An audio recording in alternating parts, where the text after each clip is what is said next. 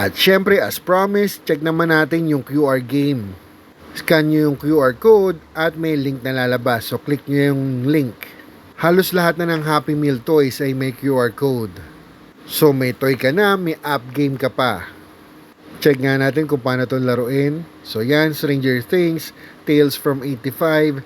Click natin yung play game. Meron ding music and sound effects to. You know, nag-glitch pa yung Happy Meal, you know? So, we have 4 characters. May Pumpkinhead, yung Demogorgon yata yun, at yung buong barkada. So, click natin yung Let's Play. Once it starts, pwede kang mamili sa 4 na characters. Si Eleven, si Max, si Dustin, at si Lucas. Sa 4 na yan, ang favorite ko si Eleven. So, pipiliin natin siya. Click natin yon. So, yan. Antayin mo lang gumalaw yung pointer. Tapos, pag-click mo, babato si Eleven. Siyempre, dapat piliin mo yung mataas na points, like 30. Ayun yung snow shark, so batuin natin siya. Let's do this. Fast forward lang natin to para makita nyo yung buong laro. Pero yung first stage, mabagal lang siya, no? So, tatamaan mo talaga yung mga snow shark. Ang points ay 10, 20, at 30.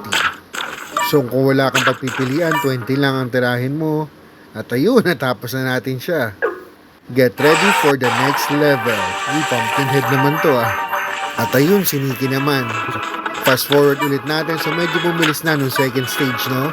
At Pumpkinhead na yung kalaban. So ganun pa rin. 10, 20, 30. Mamili ka na lang kung sino titirahin mo dyan. Pero mas maganda yung mas mataas na score. At ayun, monster defeated. Galing. Next level na tayo. Ito, Demogorgon na yata ang kalaban, no? So tara, batuhin natin sila. Ba't parang mas payat to?